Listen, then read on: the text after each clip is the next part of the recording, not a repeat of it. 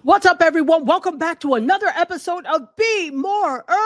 My name is Tachi, and our good friend Tabitha Brown seems to be at it again with her commentary on social media, and a lot of people aren't happy. But is she completely off the mark? We'll talk about this with Shawanna Kennedy after this. Close the doors, walk across the corridor. We got something to show you. Media is our repertoire. Okay, guys, so I promised you that when we came back, Shawanna was going to be here. And I think she's arrived in the studio. Shawanna, are you here? Hello, Dr. Tachi. Yes, I am in the space. I'm in this place, and I'm excited about this conversation we're going to have. We already know that you bring some amazing conversations, some things of discussion to the surface. So I cannot wait for us to dive into this conversation today. Hey, everybody. Hey, welcome back, Shawanna. She's no stranger to Be More. So we're happy to have her back. And I'm happy to have her back to talk about this, because whenever there's trouble, I know I can count on Shawanna Kennedy to discuss these things with me. So again, as you know, we talk about things that are media related, video and live stream related. Now there's something in the media that came up. If you have not seen this already, you should probably go and look it up after you hear this. Tabitha Brown made some commentary about people who are not doing as well as they want to do in their businesses. So she made a general comment about maybe you should go and get a job. No, she didn't say maybe. She said it's time for you to go and get a job. So she gave a directive with that. So before we get into the content of today's conversation, tell me what you think about this, Shawanna. You know, when I saw it come up, my thoughts was like, oh man. And I'm going to be honest. It's not even what she said. I believe what is stinging, it's how she said it. So I have to be, I'm definitely going to take that side of this conversation today. And I know, because this is great. What she did was great clickbait to me. Great clickbait, great conversation, because it's things as entrepreneurs and business owners that we really do need to think about. So that's what makes it relevant for me, not just because of who she is and what we could talk about it. It is things that as business owners and entrepreneurs that we really have to have those come to Jesus and those tough conversations with ourselves. So it's needed. And of course, because of who she is, it does what it does. It spreads like wildfire. It just gets out there. And that's what's happening now. But I see this as an opportunity for us to help one another, for us to really take a look at some things that we could or even should be doing or considering before we either keep going in our business or potentially even starting the business. So let's get into it. Absolutely. Okay. So what I was focused on was what was not said. Okay. So there are a couple of things we're going to talk about today. Obviously, we're going to talk about the thing and what it is. We're going to talk about what could have been done better, the messaging that came through that, because that's what we use media and our video for, to get the messaging out, at whether it was effective. And we'll talk about some of these other things as well. And then talk about some actionable steps, because again, if we're going to talk about this, we ourselves have to add to the conversation and not the noise. And if you ask me, there's a lot of noise out there. So let me tell you, in terms of what let me move over a little bit so that I'm in the frame with you. So there have been lots of people that have talked about this, social media people, not necessarily influencers, but people that have channels on social media. They've been talking about this. Even Roland Martin weighed in on this. And there have been some other prominent people that weighed in on this as well. Here's the thing, and it's interesting because we had this conversation. I brought it up a little bit in our talk with Shay today in anticipation of us actually talking about this. And somebody said she did not lead with the usual compassion that she led with. Even though she said, I love you, and she at several points in the conversation, she said, that doesn't mean you won't ever be ready, but not right now. And I'm paraphrasing. So there were lots of points that really showed that she was trying to be compassionate. And I don't disagree. If you have a business it's not serving you right now, but you need to serve the bill collectors right now, then you need to find a way to make sure that gets taken care of. My issue with the way it was phrased was it was not phrased properly, even though she took care, because she knows, here's the thing, whenever you make your comments publicly known via social media, regular media, etc., I shouldn't say regular, but mainstream media, etc., you are open for public debate and public criticism, right? She said something once before that did not fall well, if we remember, with the whole Target situation. So people were already scrutinizing whatever she says, and we're waiting for another opportunity to lambast her, right? There were those who are doing that no matter what she says, they're going to have a problem with her. But then you, knowing that you've had a problem in the past, this is what you have to say to yourself. And I'm saying this out of love, Tabitha Brown, because we do love you. You have to say to yourself, am I the person to deliver this message? If I feel in my spirit I am, then I need to do enough research. I need to put enough thought into crafting the response, not necessarily not to annoy people, but so that your message gets across. Because if you turn people off from your message, which this has happened in this case for many people, it's not, for some people, it's fine. And then for other people, they have a problem. But you turn them off because you gave them, and I'm saying this, half of the message. You gave them a point to start, but you didn't give them a point to finish. It was like, here, somebody that doesn't have the strength, the hand strength to open a package of ice cream, say, right? So you gave them, here's the ice cream, bye. You didn't help them open it. You did not help. So your words were not helpful in carrying on the conversation or bringing something new to the conversation. You stated a fact and didn't do anything about it. Now, maybe you thought what you were saying was helpful, but because there is pushback and backlash, that should let you know that somewhere, somehow, my message was not crafted well. And I'm saying this as a PhD in communication. Thoughts, Shawanna? Go ahead. Okay. Yes. And we definitely applaud you are Dr. Tachi. Yes, ma'am. What I have to, and the part of what I even felt after looking at it even more in preparation for this conversation today, what I have to say again, I don't believe it was what she said, it was how she said it. Here's where part of my thought went. It's almost was as if she might have either seen something, have been having certain conversations with different people. I felt in that moment, because I've had to be the tough auntie, where she decided to go live with her thought, right? Freedom of speech, with her thought. And it was as if she was speaking to somebody in particular, and she was giving them that, you hear me? Your auntie telling you that may not be working. You need to do what you need to do and go get a job. So that's why it didn't land well with, I believe, the masses, because it was kind of as if she's seen something, heard something, have even had conversation and took to and saying, I need to say this online, right? And it didn't land quite like we would hope or would have liked. So I get what she's saying. And when I think about it, it's like, are you that tough person for your family? Are you the person to say, we're not finna sugarcoat it? It is what it is. It's not lining up. You need to get yourself and get you a job. And I think about when we think about people that have adult children that's in their home, and it's like, what are they doing? Are we doing this because we all have a common goal and we're all working towards something? Or how we've seen in times past and decades past, where there's an adult and they're allowing their adult child to just be in their home, and that adult child is not doing anything. So it's a bunch of ways that we could look at this, and you're right with the rephrasing, because that's why it's going crazy versus just saying, oh, auntie had another conversation.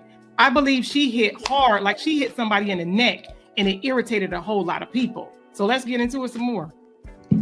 Absolutely. Look, listen, she irritated a lot of people, but the thing is, we don't know her as a tough auntie, right? That is not the role that she is ascribed. That is not how she comes across on social media. Her message is generally, I care about you. I want to inspire you. Which made me think that if this was coming from off of, you know what I mean? Like, it's kind of like as if we were talking offline and Right. I come in hot. But nobody know what preceded us coming on live. And that's fine. We don't need to know, but I do that too, Shawanna. Something will happen. I'll see something. So I've done it a bunch of times, and I'll turn that into a be more. But the difference between me just coming on and saying, I was working with this type of person and they did XYZ such and such, and that it just annoyed me. The difference between me and just giving a message is I also give you some actionable steps. I always say this, that if I am going to talk about you, because I talk about people who have ridiculous video and live streams, especially after the pandemic, and you should know by now, I'll talk about you, but will I also help you fix it? Yes. Do I also do a free Be More where you could go back and get some tips to help? Yes. So the missing point piece for her was there were no actionable steps. Fine, you told me I'm a terrible business person. Now what? I don't know how to fix it. And I'm not saying that she needs to teach a class on doing that, but what she could have done was actually used her own physical experience in this, because she's had an experience. She moved out to LA to act. It wasn't working out at first where she was making money to sustain. What did she do? She drove Uber, right? If you open your mouth to say those types of things, to say, hey, I've been there, I've had to go back, but this is how I actually started to get out of those types of things. When you say things in a way that's like, you need to go get a job, figure it out, see you later, it makes it seem as if, and that's not what her intent was, but I'm saying, as a person who studies communication, this may have been how it was perceived. What I don't want to hear is there were other people who were talking about, was she talking to you? Is this your case? No, it may not be your case, but the point is humans are very real and humans are very reactionary. And without giving another point or a point to this or another piece of the puzzle, you might as well have not given anything. If you had a problem or an issue with a specific person, then tell that specific person. And if you want to generalize it, you also need to give some feedback as to what also may have worked. I'm not telling you to teach a masterclass because, charge for that. But I am saying, since we're at this point that it's so far, go ahead and give some actionable steps. And it could be the actionable steps in terms of what you did. It doesn't mean it will work for everybody. And you can tell people, now this is just what I did. It may not work for me, but that's what was missing. And that's why it didn't land well. Same thing with everybody else who's talking about it. They're talking about it halfway. The piece of go get a job. Yeah, sometimes you got to go get a job with you. Fine, good. What do you want me to do? I can't stand my employer. I don't want to work there anymore. I'm tired. It really drives me up a wall. I started a business because I wanted something different, but I need help. What can I do? Nobody is saying that. Nobody is opening their mouths to talk about that. And that is what is bothering me with this whole thing. You can't lead people down a path and not give them something. And again, she may have thought she was answering it in a way that was loving and useful. And while it may have been loving, it wasn't as useful as it could have been. Go ahead. No, you are correct. It's where I believe sometimes it takes that disruption, right? It takes that disruption to open up for spaces and places like this. It's just, again, when we talk about media, who are we listening to? Who are we looking at? This is why it is important when we think about our gates, that's our ears, our eyes, our nose, our mouth, the things. What are we allowing entryway into who we are and what we do? Mm-hmm. So for me, it's like, okay, let me pause for a second. Does this mean anything to me? Is this something that now I need to be mindful to go and share with my community to say, because if you have a community, you have access to a community and your community is now talking about this, right? How can we then say, okay, let's use this as a teaching opportunity, a learning opportunity? And correct, I hope maybe with her PR people, they may come back and say, hey, you need to, come back or consider doing something else again, going back on for a couple of minutes again, and adding to what the message that was put out or not, right? She has the right to do whatever she want to do. I just know for us, it's what are we allowing in? Who are we listening to? And when we speak, how about that? Whenever we are bold enough, have the audacity enough to click a live stream, to do some audio, something that our voice, our message is out there, are we giving things that will help build people versus bringing them down? Or if we have to say, let's talk about this and we're gonna have a tough conversation, but then here are some tips and tools and tangible things that can help you move beyond this tough conversation, because I'm not gonna leave you here. That's the key point. I'm not going to leave you here. Yeah. And this is why, as individuals, as critical media consumers, as people that either study media culture, people that consume media culture, you need to be very aware of who you follow into the volcano, because they might not lead you back out. And this is not a dig at Tabitha Brown. Until she did what she thought was right. I honestly believe she did what she thought was right, and she did the best that she could. She is not a communication scholar. She is not a communication communication theorist, right? She's not a practitioner of communication, though she uses communication channels to get her message out and she communicates. That doesn't mean she's an expert in it. So be aware. And that's why I have to say, that is why it is the beautiful thing that we do have opportunity to be seen, be heard, and known for whatever the value that we give, because I say, like I said, with our communities, with her people, her ride or die people, they're like, what are you talking about? She just was giving us if you this is what you're doing and it's not working, you need to go and get you another dream funder, right? I mean, we know too, sometimes you're not supposed to even leave a job until you know that it can sustain you, or keep working on that thing and allow that to feed your dream.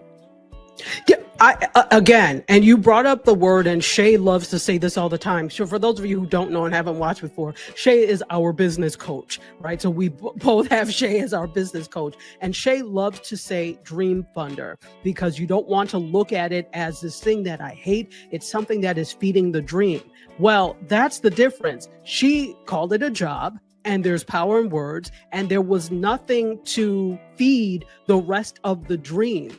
It just was a disjointed message. Again, out of doing the best that she knows how to do, which is fine. But then you leave people forlorn, you leave people discouraged. And I know a lot of people, even though she tried to encourage, for some people it was discouraging. Because people don't go into business just because they want something to do. There are specific, well, some may, but there are specific reasons that many people go into business. And that's because they are tired of the workplace as it is, and they want to create their own workplace. They want to solve a problem for someone else. Knowing that, you have to be very ginger when it comes to people's feelings and things like that. When you have a platform like this, it's one thing if you're, for example, business coach, and that's what you do. Listen, I don't have time to play with you. I'm not doing this. But for someone who is a public figure who has built part of her career on empathy, this was not very empathetic. And I hope she realizes that the message could have been better crafted, right? So what I kind of want to do now, go ahead and you can respond to this if there's anything else, but I actually wanted us to start to, if we're going to talk about people, because there are people that like, listen, you don't have the good business acumen at this point. I've seen it all over the place. And I'm like, now, why are you in business? And these people are ones that refuse to improve their business acumen, Go ahead and respond to this, and then we'll get to the next point. One of the things that with thoughts, a bunch of thoughts came out of this for me. If we're talking about the 9 to 5, going back to the 9 to 5 or leaving the 9 to 5, it's the nine to having a strategy. right? And you can't just have a 9 to 5 and then say, I'm going to leave the 9 to 5, but then you got to have a 9 to strategy. Like if I'm about to leave this 9 to 5, I need to have a 9 to strategy and say, what does that look like? What does that feel like? Especially when we think about the times that we are in. We know that even this year alone, hundreds of thousands of people have been laid off. Hundreds of thousands of people have lost their jobs. It's not as easy to go get another job. I know people personally right now that are looking for work.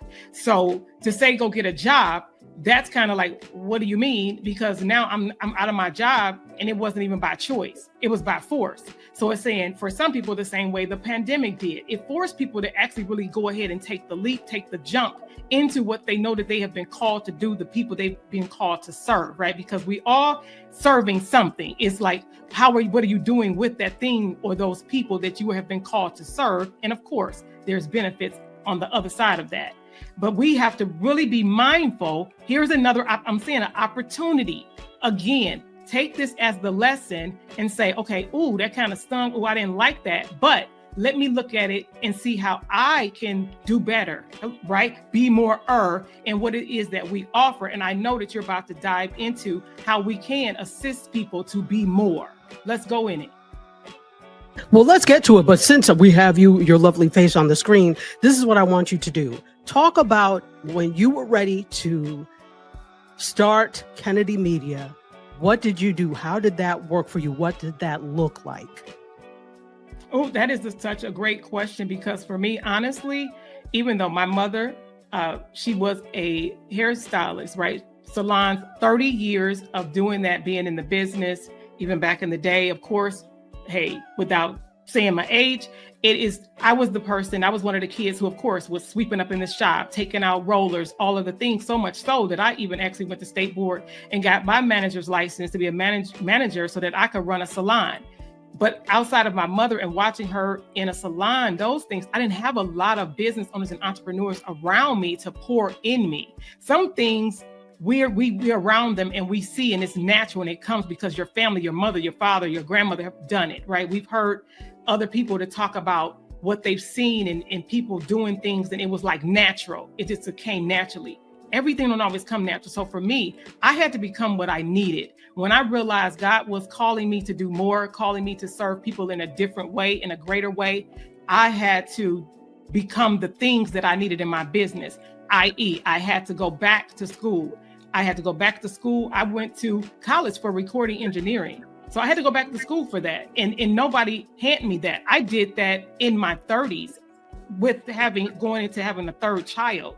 So I know what it looks and feel like to work while I'm pursuing what it is that I've been called to do. So for Kennedy Media, it said, if they don't create the table, actually, honestly, if they wasn't going to create the table, I had to do it for myself. Come on, building the table, John Henry, with your hammer. Yes, exactly. And so I'll talk a little bit about, for the benefit of you all. So most of you already know that I'm a professor, but I'm not a full-time faculty member anymore. I was a full-time, in fact, when I left my university, I was associate professor, and probably in the next year, I could have applied for full professor. So I would have been like a career academic, but I knew there was something else that I wanted to do because I'm also a practitioner. So I left my career as associate professor with, about to move up, but before I left, I prepared. So this might work for some of you that are in academia or anywhere. What I did is I was already looking at, okay, what am I going to do when I leave? Because I know I want to do more of this media thing as a practitioner, but I also know that it's not going to pay me immediately. So what do? What I started doing is I already had one thing where I had a client that I was working on social media and such for, and video. Fine, I have that. I knew that I probably still wanted to teach this because I teach all of this. So I said, let me find a university where I can teach part-time. So I started teaching part-time. At the same time, I was still full-time at my other appointment, at my other faculty appointment. So I'm still there to this day, right? I'm still there. So I used that and I calculated, will this provide me enough to continue doing what I'm doing.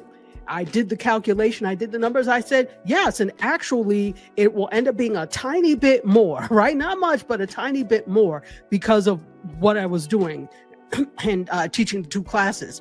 So then after I looked at that, I said, what do I need to cut back on to invest more in myself? Whether it's in more education, whether it's in more equipment, which is my favorite thing. What can I cut back on, or what do I need to cut back on in order to invest in myself? And those are the things that I did. So maybe what you need to do is, yes, take for now, look at another job, but look at part-time, because remember, well, here's the thing. If you already have a full-time job and it's working for you, fine. But if you are, we can't tell you what to do. You have to decide what's going to work well for you. If it is really going to cause you undue stress to be where you are, maintain that, maybe look at doing something part-time, utilizing the other skills you have. Right? Maybe look at doing some consulting in what you're already doing that can help fund. So there are lots of creative ways that you can still bring in money as you're building your dream. There are some people that you just have to stay put, and that's okay. Look at it as, this is my dream funder. Yeah, it's hard now, but I'm getting back to that. But never give up on the dream, because that's the thing. It gets really easy when you make money. And here's the thing. That's the thing for me. It probably would have been easy for me to stay there forever because they weren't trying to get rid of me. I could have been there forever, but you don't grow when you're comfortable. That right there. And you have to, if you believe that you're truly called to a thing, you're going to have to be willing to make some sacrifices. One of the things that you were saying, cutting back on. One of the things I knew that immediately I had to cut back on was fast food. How about that? Oh. Simple things like, depending on how you move, really eating at home more, really looking at the grocery bill, really looking at what, if you're a person that go, other entertainment, the movies, even, hanging out with your friends, other things for enjoyment. What could I do to cut back here that will give me the money if I needed to buy another tool or tap into another resource? That those are the places and spaces that I can use, that allocate those dollars, those funds to build on that for a season, right? Because the sacrifice has to be made, which means you are going to be uncomfortable. And one of the things that I had to tell myself early is I had to become comfortable with being uncomfortable. Yes. Because in order for me to get to where I even am today, I have to be and had to be okay with that. Exactly. You have to be uncomfortable. One way or the other, it's going to be uncomfortable for you. So definitely looking at that. And then surrounding yourself with other people who are on the same path. I think sometimes people make the mistake of staying around the same people. And what is that saying? You can't soar with the eagles if you hang around with chickens. Now, that's not calling your friends and your folks chickens, but if they're not on the same entrepreneurship path, they're not going to understand when you say, no, I can't spend money on that because I'm doing X, Y, and Z. So my thing is, I've learned to surround myself with other people that are entrepreneurs, other people that are on that same path, because they get it. They understand. They know, listen, I'm trying to be a multimillionaire, so I'm not going to XYZ, Cancun, and all these places with you. Fine. And there's nothing wrong with that. If that's what you want to spend on, I'm part of this group of people that they always go to these same concerts, which I love. But they're like, hey, are you coming to XYZ? I am not, because I'm trying to be a multimillionaire. And that doesn't happen when I'm spending thousands to go there. You understand what? So you have to understand what your goal is and hang around with people and have people in your circle that have similar goals. This way, it's not hard. It's not hard to do. What's hard is when you constantly hang around people who are trying to pop bottles and spend $700 at the club in one night. Yeah, that's hard because you're around the wrong people. So I hope you all are seeing, as we're bringing these things out, this is furthering the conversation on this, the conversation that I'm not saying it's not being had. I am not seeing it. I'm seeing the griping and the complaining. I'm not seeing the solution to this. Yeah. I don't know if you agree with that. But no, I agree. And then it just made me think about another, when you said about being around the people. remember that one of the things that I did personally for myself to help me as I grew and to learn and get more knowledge and to strengthen my skills, I had several virtual mentors that they didn't even realize they were my mentors, i.e. YouTube University, with some of the greatest people in the world, to lean into those folk before you can even tap into where you're saying, now I have to invest where I want to grow, where I want to go. So even who is it that a person that you admire online and you like their teaching acumen, you like the things that they do, you can get those lessons until you can continue to build and then allocate, saying in this season, I am going to make the financial sacrifice to invest in a course or invest in a study or invest in a group or a community that there is a cost for entry, but the benefits outweigh what that initial investment. And that's when we have to stop looking at stuff as a bill or certain expenses and call it what it is. It's an investment. It's investing in you, your now. And I always say, do something today that your future self will thank you for. Because of those investments, your future self will thank you for taking the time, for making the sacrifice on all levels, mentally, physically, emotionally, financially, right? We know in this, we even lose sleep. So all of the things and what that looked like that you already know on that back end, and your future self is going to thank you for that. So look into the resources that you can see right online, YouTube, those things, those mentors, before you can really pay into those higher areas that you know you want to go and grow. Absolutely. So if we're looking at this now, we're looking at, say to yourself, as you are wanting to start some sort of business, say to yourself, where can I, first of all, am I prepared to leave the job I have now or the career I have now to do this? If not, give yourself a timeline as to, by XYZ date, I need to be at least on the road to getting out of here, right? So actually give yourself a date and write it down, because that's like a contract with yourself. Also,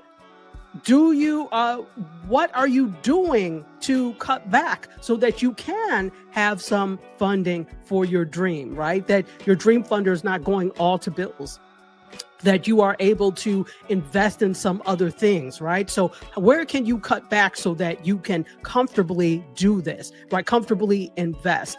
And in terms of investing in yourself, also look at, as Shawanna said, and we've said, the courses that you can take, things that you can do. If you're not taking courses in AI, and there's so many free ones, HubSpot has free ones. There's also Alicia Little. We did the Alicia Little thing. So she's got a lot of things. There are so many great things. And even if it's not free, many of them are minimal cost. Learn AI. I'm going to say that.